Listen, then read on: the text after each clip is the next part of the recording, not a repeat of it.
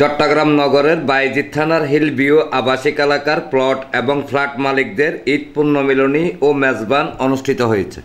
শনিবার সন্ধ্যায় Hillview public school মাঠে হিলভিউ সমমনা উন্নয়ন পরিষদের আয়োজনে অনুষ্ঠানে প্রধান অতিথি ছিলেন চট্টগ্রাম সিটি কর্পোরেশনের মেয়র ডাক্তার শাহাদাত হোসেন।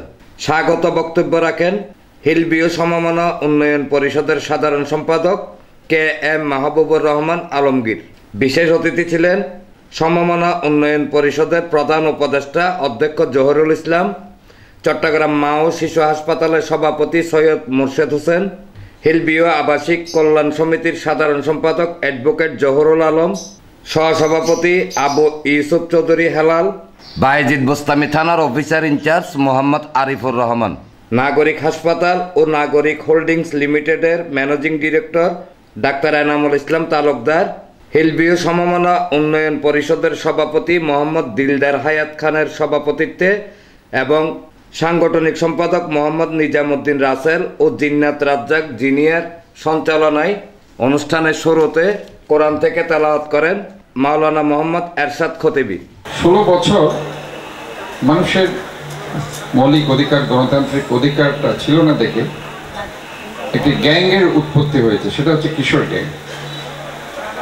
যে জায়গায় আজকে আমরা দেখতে পাচ্ছি যে এমন একটি অনৈতিক সমাজ, অনৈতিক শহর, অনৈতিক রাষ্ট্র তৈরি হয়েছে।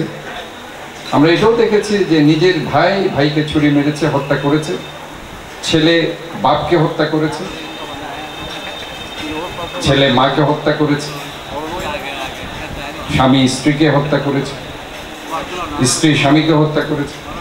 কাজে এই যে একটা অনৈতিক সমাজ আমরা সৃষ্টি করেছি গত 16 বছরের কারণে, এই জায়গায় গিয়ে আমাদেরকে এটাকে রিফর্ম করতে হবে।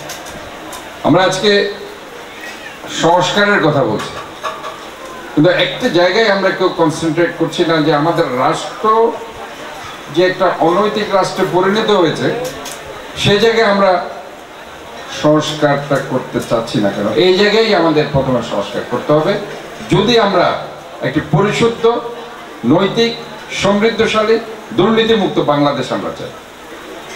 আসলে বক্তব্য রাখার মূল বক্তব্য আমাদের প্রধান অতিথি ডক্টর শাহাদাত হোসেন সাহেব রেখেছেন। আমি যে পরামর্শগুলো তিনি দিয়েছেন আমরা সেইগুলো মেনে চলব। আমি দীর্ঘদিন চট্টগ্রাম শহরে অবস্থান করতেছি। শাহাদাত ভাইয়ের মতো একজন পরিচ্ছন্ন রাজনীতিবিদ, একজন সজ্জন মানুষ আমি কিন্তু আগে কখনো দেখি নাই। কোনো কিশোর গ্যাং থাকবে না, চাঁদাবাজ থাকবে না, চাঁদাবাজ মুক্ত আমরা আমাদের দলের পক্ষ থেকে জিরো টলারেন্স।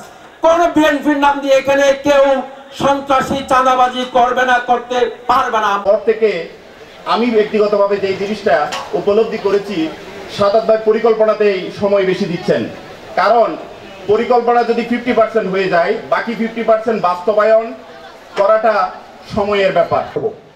সন্ত্রাসী স্থান এই এলাকা হবে না, কারণ এই সন্ত্রাসীর মাধ্যমে আমার বোনেরা নিরাপদ না, আমার মায়েরা নিরাপদ না, রাস্তাঘাটে এরা ছিনতাই করছে, এদের সংখ্যা খুবই কম, নগণ্য। এজন্য তাদের বিরুদ্ধে আমরা আপনারা একত্রে কাঁধে কাঁধ মিলিয়ে প্রতিরোধ করে যেতে হবে।